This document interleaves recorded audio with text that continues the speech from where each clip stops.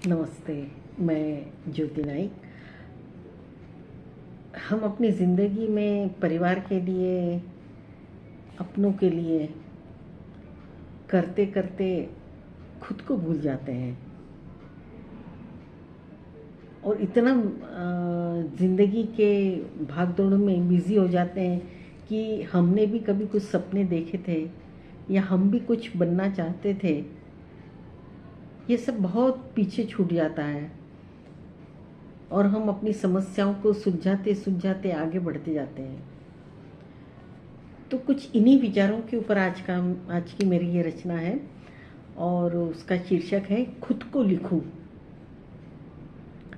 सोचती हूँ खुद को भूल जाऊं, इसके पहले खुद को लिखूं। सोचती हूँ खुद को भूल जाऊं, इसके पहले खुद को लिखूं, ताकि कभी खुद को भूल गई तो पढ़कर जान सकूं कि मैं क्या थी। लिखना चाहूँगी अपने उमंग भरे दिनों को, उन बातों को, खुशनुमा जिंदगी की यादों को, फिर धीरे धीरे तन्हाई की ओर बढ़ती जिंदगी की बातों को, टूटते मेरे ख्वाबों को।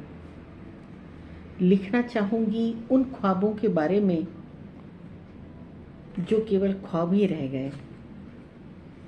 लिखना चाहूँगी उन शिकायतों को जो मेरे अपनों से थी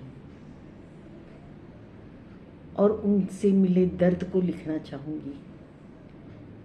लिखना चाहूँगी मेरे खामोश जज्बातों को जो व्यक्त होते होते अव्यक्त रह गए। उन पलों को जब तन्हाई में सिमटी मैं अपनों की चाहत में बिखरती गई। टूटते मेरे व्यक्तित्व के बारे में सब का सब लिखना चाहती हूँ और फिर सुकून के कुछ पलों में खुद को पढ़कर फिर से उठकर खड़ा होना चाहती हूँ, कभी न भूलने के लिए। धन्यवाद। सही है, आपके भी जीवन में यदि आप कुछ पल शांति से बैठे और सोचें तो ये विचार हर किसी के मन में आएंगे ही कि उसने जीवन में आगे बढ़ते बढ़ते अपने कुछ ख्वाबों को खोया है या कुछ पल के लिए खुद को भूला है। और यदि ऐसा है तो हमें अब अपने ख्वाबों को फिर से याद करना चाहिए, फिर से खुद ही याद दिलाना चाहिए कि हम भी कुछ हैं, मैं भी कुछ हूँ और खुद के लिए उठकर खड़ा होना चाहिए।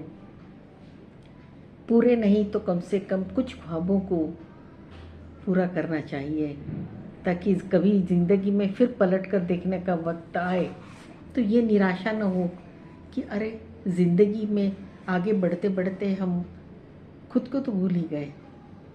तो ये वक्त ना आए, इसलिए मेरी इस रचना को गंभीरता से पढ़ें, सोचें और फिर खुद के लिए कुछ करने के लिए खड़े हों। और मेरी ये रचना पसंद आई हो तो सब्सक्राइब कीजिएगा, कमेंट्स कीजिएगा, मुझे अच्छा लगेगा।